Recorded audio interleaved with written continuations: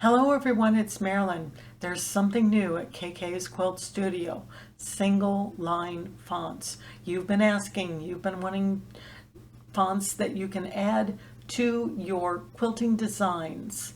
I have created 3 new fonts that are available on my website, and you'll find a link for that below. Here are some examples of things that I have created. Use your embroidery software to create frames and then add the lettering with a heartfelt handwritten message.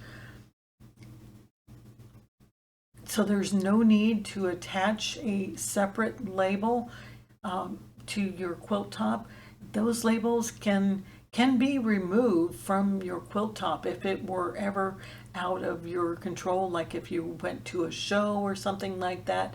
These are sewn right in at the same time you're quilting your quilt top.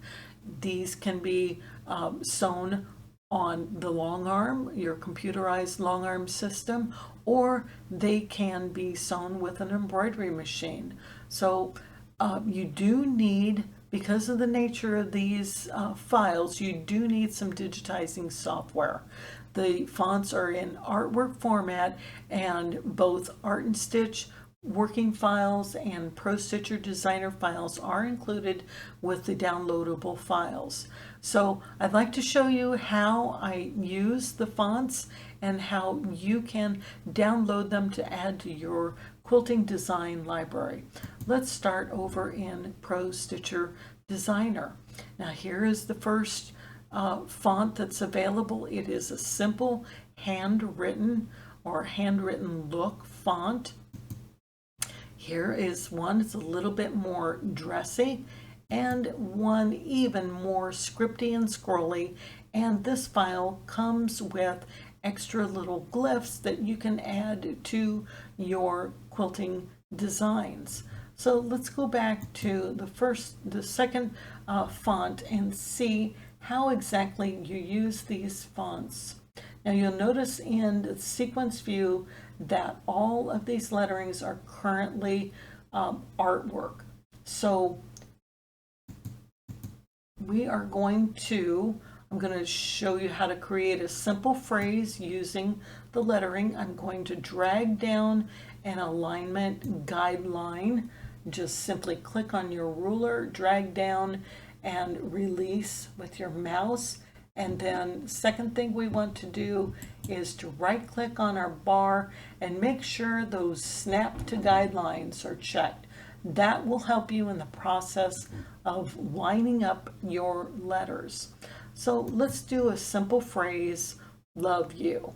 So we'll start with our capital L and drag it into position. Now the capital letters are not made to align exactly to the grid line. Oh, and I don't want to do that. Did you see what happened? I grabbed hold of that O and I stretched it out. I didn't make sure that I had the hand on that. So let's undo. We want to make sure that when you grab these letters, you've got the little hand. So when you drag it over here, that it stays in its original shape and format. And you'll see my letter is kind of jumping. That's that snap, the snap to guideline. So my letters will snap right to that guideline. And if you aren't quite steady getting the things aligned, you can use the arrow keys on your keyboard as well to snap things right into position. Okay, then I'm going to click on the E and align that. And then we'll grab our capital Y and position it how you'd like. Oh, look, my O. Now what? Well, just simply duplicate your letters. Click on that letter and let's right click and duplicate. Or you can always use a shortcut on your keyboard, Control D, and that will click and paste that letter right there. Go back to my selection tool because I could keep pasting O's all day. Let's select that U, make sure I have my hand and then drag this and align it to my guideline. Okay, so now let's connect things together. Like I said, the capital letters won't connect up exactly. They won't be in the same alignment, but we want to move them as close as we can, so there'll be a slight jump. So when you sew this out, you might want to set your jumps to 0 so that you can do tie-offs in between capital letters and a sequence of lowercase letters. I'll select all 3 of these letters, and then what we want to do is right-click, go down to Utility, and Connect. And of course, there's that shortcut, Control-T on your keyboard will also work. And again, connecting my O and my U in the word U, Utility, Connect. I might want to move that just a little bit closer to my Y. Okay, once I have that, let's select that all together. I don't want to save over this original file, so I'm going to open a new file.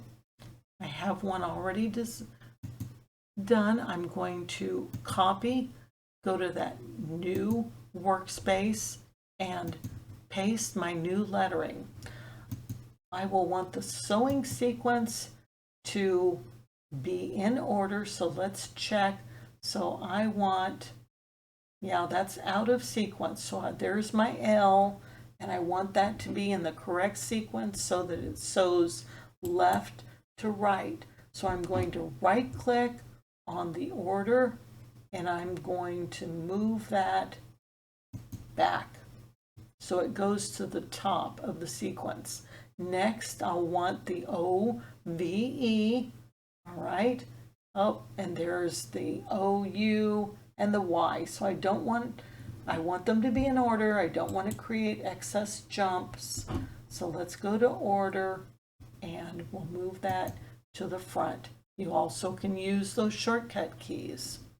Okay, we're ready. Now I'll go to preview, and I need to select all my letters, didn't get quite all of them, and I want to assign stitches. Have a little bit of jumping, but I can change the order so that everything sews out correct. Let's see, let's take a look with my shape tool and see. I'm getting a jump, so my start, it wants to jump from here, so that is my ending point, and it looks like it is switched. So all I need to do is go to my tools and swap. There, that got rid of that jump stitch. So now I have a tiny little jump here. It jumps to the big Y, and this one will need to be swapped. Okay, that got rid of all my jumps. I'm ready to save this file in my machine format and send it over to my long arm or to my embroidery machine and sew it out. Now let's take a look in Art and Stitch. How do we do the same thing? Well, here is that design I created for the cover picture. And if I take a look at the sequence view, I've already connected up the word single. So all I have to do now is go to apply stitches, and I'm ready to go.